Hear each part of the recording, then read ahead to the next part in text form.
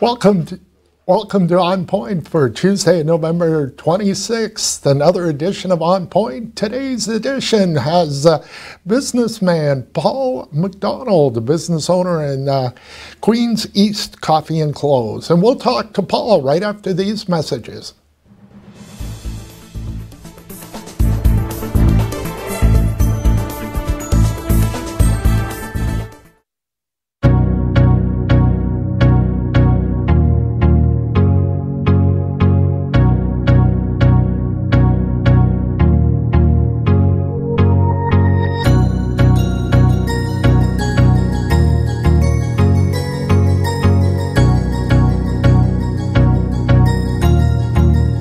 That's good.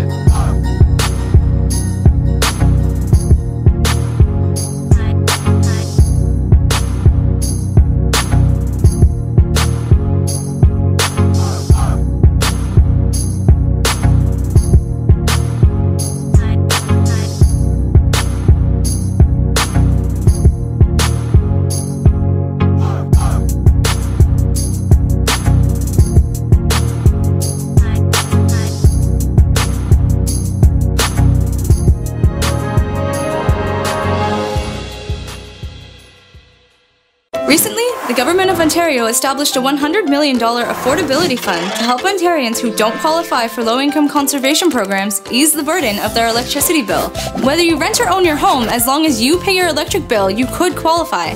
There are 3 levels of support available. The first is a home energy kit with upgrades like smart power bars and LED light bulbs.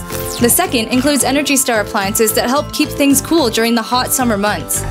The third is for electrically heated homes so that your power bills don't break the bank during those long Canadian winters. Plus, all upgrades including installation are completely free of charge. Visit affordabilityfund.org or call 1-855-494-FUND to find out if you qualify.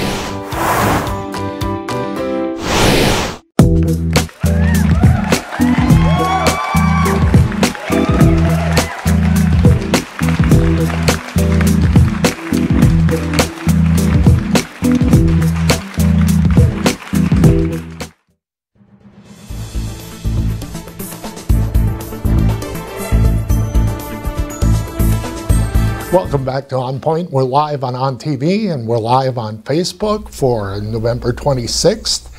And I thought it was valuable for the viewers to hear a viewpoint of a businessman, business owner that's just recently come to the Soo and how he feels about it. I've been here almost 30 years, but this gentleman's been here less than that. So I welcome Paul McDonald, the owner of Queens East and Coffee and Clothes. Welcome to ONNPoint, Paul. Thanks, Andy. I appreciate that.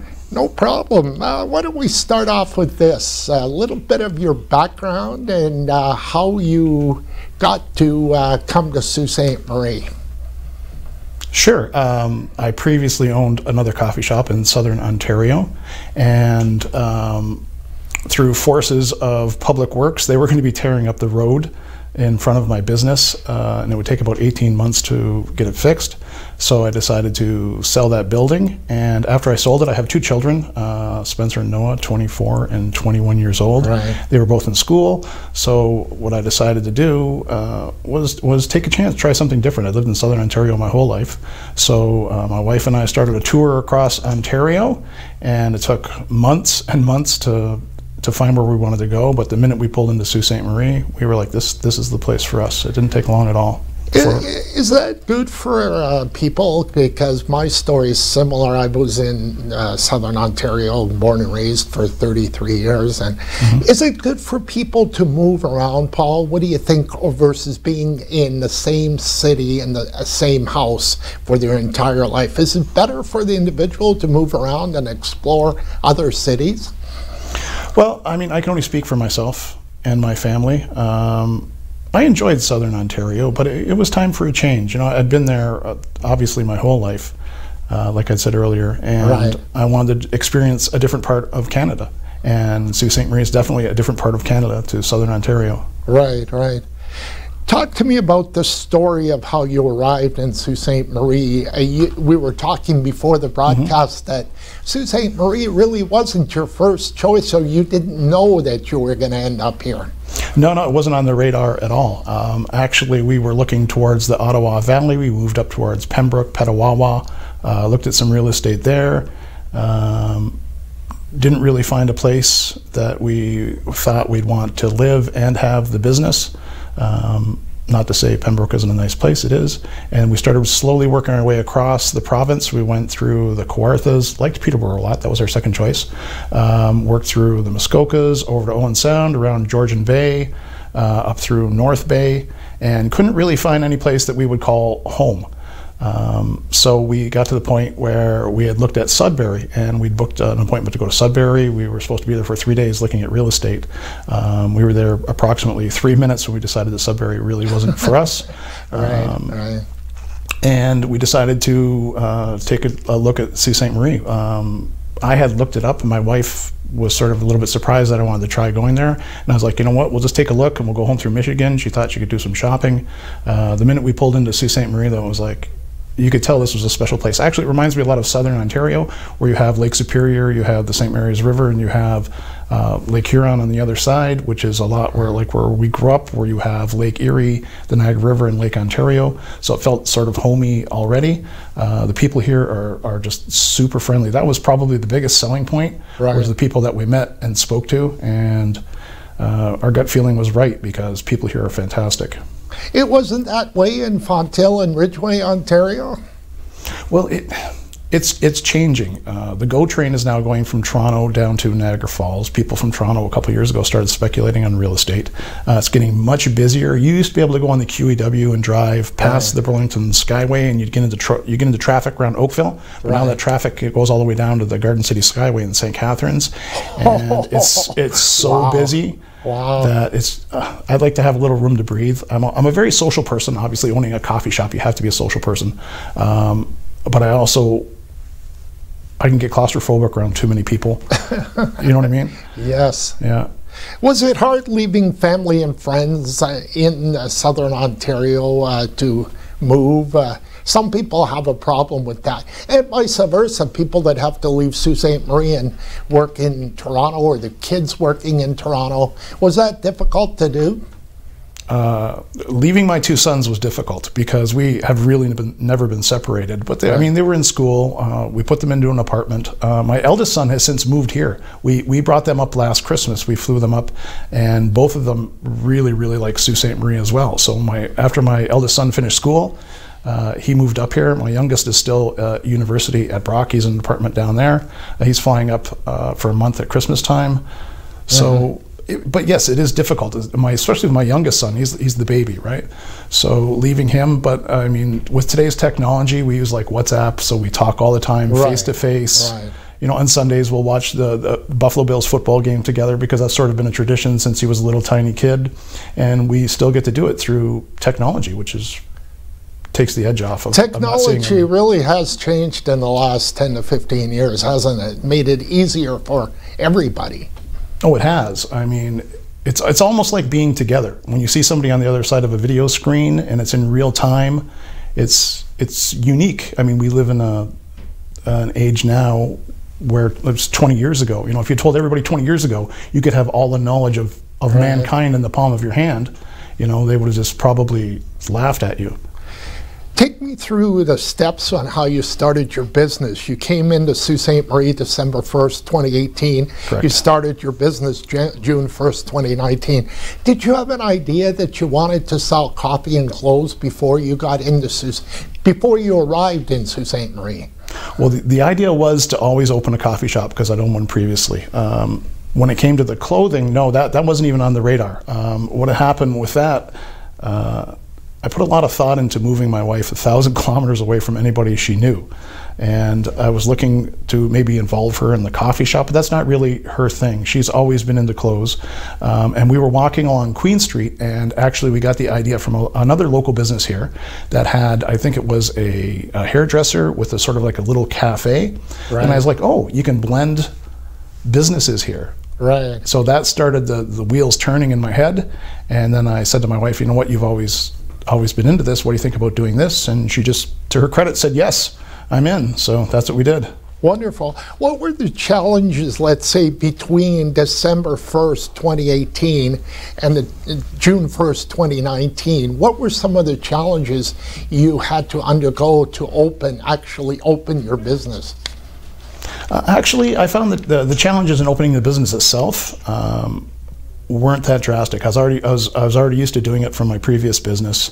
I found, especially the city hall here, very accommodating. The people that work there are amazing, so that helped ease the process a lot. Right, right, great. That's wonderful. And how long did it take for you actually to? What other things were you doing during that 6-month period from when you came to when you opened your business, June 1st of this year? Well, it was a lot of sourcing the clothes. I was looking for a local coffee roaster because I'd had a coffee roaster from my other shop, and originally I was going to bring the coffee from Southern Ontario up here with me because I was very happy with the person that was roasting my coffee. Right. But I'm a stickler for fresh coffee, so by the time it's roasted, I only give it 14 days before I stop serving it, and that has a lot to do with antioxidants and some other stuff that's a little technical. So logistically, I was having a problem because I went to the bus station and I thought, well, I could just go to Greyhound and they would ship it to Sault Ste. Marie. Well, apparently a year ago or a year and a half ago, they stopped the Greyhound to Sault Ste. Marie. So it became such a long process to get it here that it would be, by the time it was roasted and I had it sent up either through 2 buses or too expensive to go through like a carrier like FedEx or whatever you're using, it would be about a 7-day delay. So that would leave me 7 days to sell the coffee. So I started looking for a local roaster. That took up a lot of time, and luckily I found Shane at St. Joe's Island Coffee Roaster, and he does an amazing job. Like, I have my own blends. He lets me play with coffee to come up with the creations that I like to serve. Right, right. For our viewers, can you briefly explain that process and how important it is to your business, to the fact that it be done right? Well, because I specialize in doing pour-over coffee, I like to control every aspect of the coffee making process. Right. So it all starts with the roasting. I'm not a roaster. I don't have the skill to be a roaster. Right. I don't want to get into roasting. So it's important to me to find somebody that I can trust. And the minute I met Shane and he took me through his process, he showed me his roaster. He roasted a batch of coffee while I was there. We went through some samples, and straight away I knew that he was the person that I wanted to source my coffee through. Right, good. So it's really worked out, this relationship. Oh, fantastic! Yeah, he's been nothing but accommodating. Would you recommend other people in starting a business now that you've seen it in Sault Ste. Marie? It really is a great city to start a business in, isn't it? I think it is, but I mean, you have to have that entrepreneurial spirit too, right? Like, I don't play well with others when it comes to working, so I'm always better off employing myself, because then I have nobody to blame. If it doesn't go right, then myself, and then if it succeeds, then you take all the rewards that go with it as well. Partnerships are tough, aren't they? And as such, no matter what you're doing, it kind of doesn't last as long as you want it to last. Correct. I mean, I was in a business prior where I had a partner, and we got along really, really well. I couldn't have asked for a better partner, but in the end, you always have a different idea of how things should be done. So that always creates some sort of a conflict. So for me personally, as a sole proprietor, that's the way I like to do things. Right. Is it like better than, some people just go and work for government because they're afraid of the partnerships in business? Well, I think there's different careers suit different people. Yeah. I would not do well in a government environment because I'm very results oriented. I don't like anything that delays a decision. Like, I like to make a decision, I like to implement that decision. Right. I don't want to go through a bureaucracy. I don't want to go through channels. I'm like, this is how I want to do it. And if it succeeds, then great. And if it doesn't, then I have nobody to blame but myself. You don't want to wait 2 weeks to a decision that you can do and make it happen in 2 days, kind of thing. Correct. All right, Paul, stay right there. We'll take a couple of commercial breaks, and we'll be back with Paul McDonald, who is a business owner in downtown Sault Ste. Marie. We'll be right back.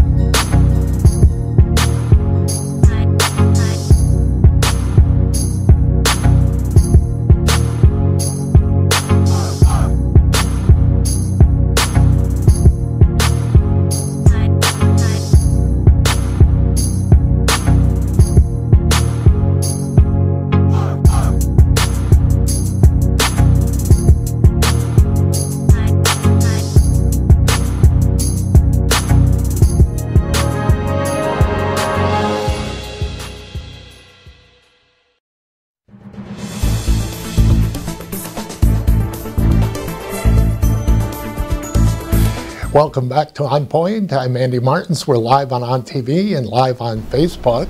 And next week, Monday, Ward 2 Councillor Lisa Bozo-Allen returns to ONNPoint. She's got a big day opening Grocer for Good on Gore Street. We'll talk to Lisa on her special grand opening day next Monday, December 2nd. But right now, we're chatting with Paul McDonald, who's the business owner of Queens East Coffee and Clothes. Paul, welcome back to ONNPoint. Thanks, Andy. What's been your biggest thrill since being in Sault Ste. Marie, aside from opening your business? I think a lot of things are thrilling you in the city, are they not, my friend? Most definitely. Truthfully, what I'm most impressed with are the people here, the local business people, even who you just mentioned, Lisa. And yes. My other counselor, Luke, they've been in the shop. They've been nothing but supportive and helpful, whether it's just a shout out on social media, you know, through a like or a comment. I mean, that means a lot to me. And the fact that they come into the shop, you know, and they're actually concerned, they actually care, that makes a big difference. And the local businesses around me have been so welcoming. I mean, moving to Sault Ste. Marie, I haven't regretted it for 1 second, and every day it reaffirms that I made the right decision coming here. Wonderful. That's what I feel after 30 years. And Josh Ingram, who's been on their show too, is a great guy that cares about businesses. Yeah, I met Josh actually the first day I was open. They were having the yard sale in the lot beside my building. Right. And he popped in, he introduced himself, asked if the local businesses that were there that were set up could use my washroom, which I don't have a problem with, by the way. So if somebody's out there, you have a little kid, you're downtown, you need a bathroom, please stop in. We had it open for the Santa Claus parade. But getting back to Josh, he's been also very supportive. That's all I can say, that so many times. The people here are so supportive. They really look to support the downtown business core. Well, that's what my father said. It said, you're better off to be a big fish in a small pond. And Toronto, there's too many people. You just can't get that same feeling. No, I'd agree with that. It's more like, Sault Ste. Marie is more like a small town, but a city at the same time. So you have a lot of the amenities that you have in a city, and because Sault Ste. Marie is more isolated, you know, it takes 3.5, 4 hours to get to Sudbury, a couple hours at least to get further north if you want to go to Wawa. So all the businesses and amenities that you would have down south, that would be spread between 3 or 4 cities, like with St. Catharines to Niagara Falls, over to Hamilton, Welland. Right. Here it's all in one location, so you have a small town feel, but all the amenities of an actual larger city. Right. Paul, if you would have known what you know now 5 years ago, would you have relocated to Sault Ste. Marie earlier? If I would have known now, if I knew this 5 years ago, I would have moved here 5 years ago. Yeah, it's instantly. It's a great feeling, and that's why we talked about before the commercial break. You don't know that until you take a chance, you gamble, you move somewhere else. If it doesn't work out, it doesn't work out, but you don't know these things until you take a gamble on it. Yeah, I think that's part of the entrepreneurial spirit too, why I was willing to make the move, because when you have that spirit, you're always willing to take a chance. And obviously moving 1,000 kilometers away from anybody you know is a chance. Yes. Opening a business not knowing a soul is a chance. But I haven't regretted a second of it. It's amazing. Right. Do you have some of your business goals for 2020? Do you have things that you want to do in the next year that's right around the corner? Yeah, I'd like to start bringing in some food. Currently, we only have coffee, and by food I mean just like a biscotti and some other baked goods. So if somebody's out there watching this and you're a baker, you hit me up. Come on into the shop, and maybe we'll work something out. Right. Yeah, well, that's right. Paul's always available on Queen Street there. You can't miss him. It's a great location you've picked, isn't it, Paul? Yeah, you know what? When it came to picking the location, there were other buildings that were available further down, but we were really attracted to that Heritage Square aspect of it. We basically have the ugliest building on the block, but we're working on that. I'd rather be in the nicest neighborhood with the ugliest building, because I can always help the building. Right. So we've had plans drawn up for the front of it. JV Designs did a great job.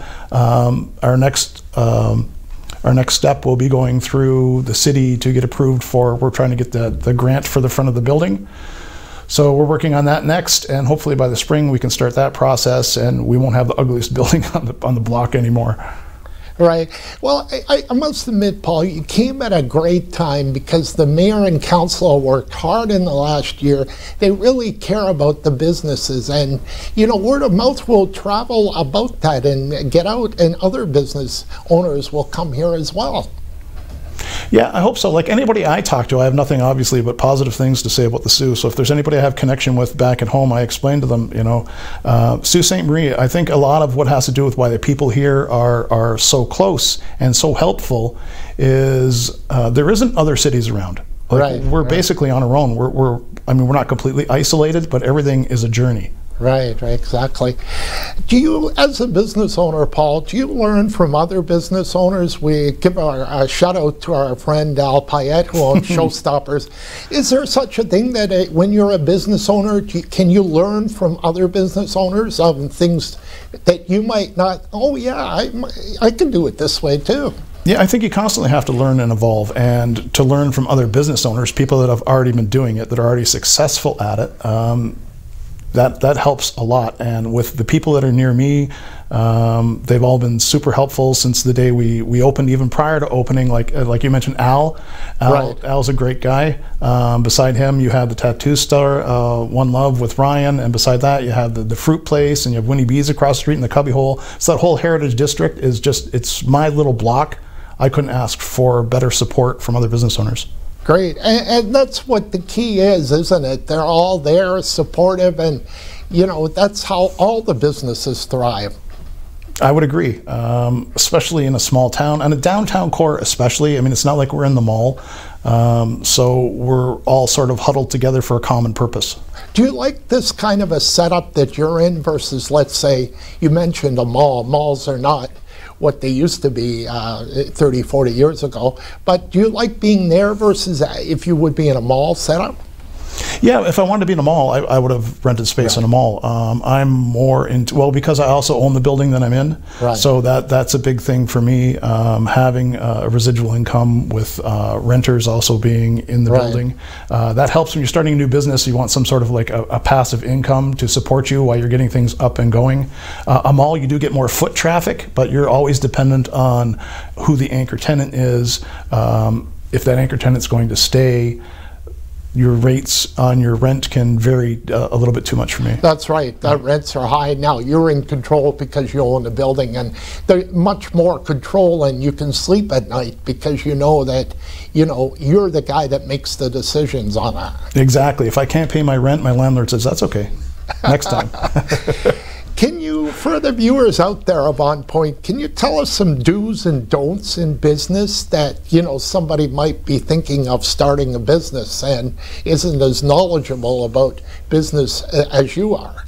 Well, probably my biggest piece of advice is if you're thinking of starting a business, start it. Don't overthink it. Learn as you go.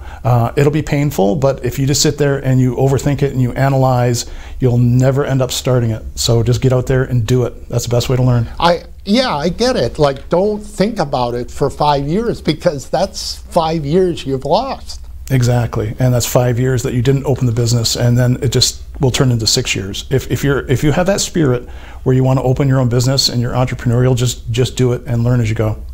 If you could sum up Sault Ste. Marie in one word to people in Fonthill or Ridgeway or Toronto, what would that be to promote this community in the GTA or in the Niagara region?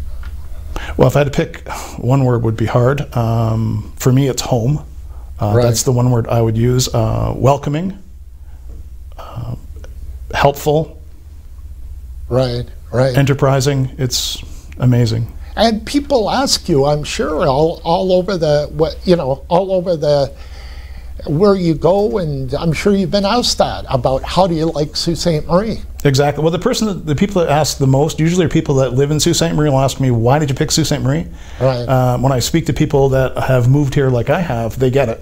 I think anytime you live somewhere where you've been there your whole life, it makes it difficult to understand why somebody else would move there, because it's old hat to you. You've been there your whole life. Like in Southern Ontario, somebody moving to Southern Ontario, I'd be like, why?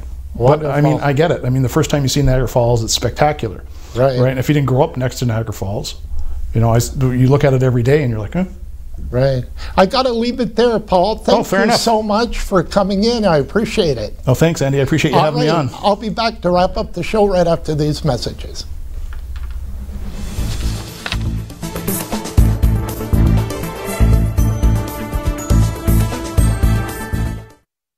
This is On TV.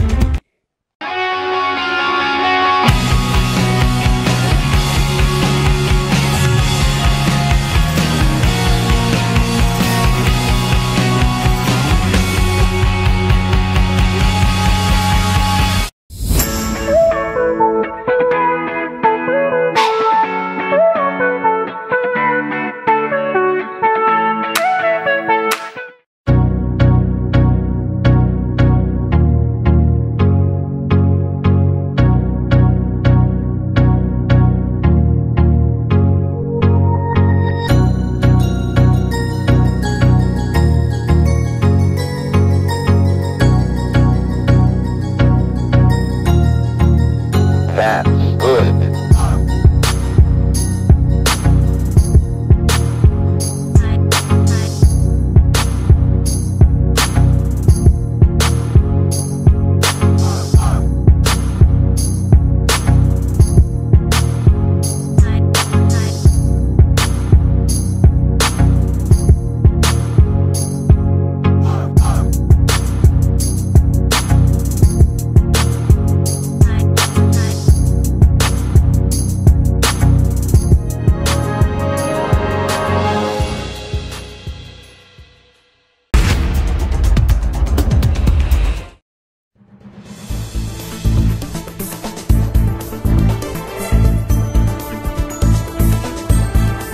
Welcome back to ONNPoint. Of course, we've been live on ONTV and live on Facebook, and I hope you enjoyed the show with Paul McDonald. It's valuable to learn how new business people feel about this city.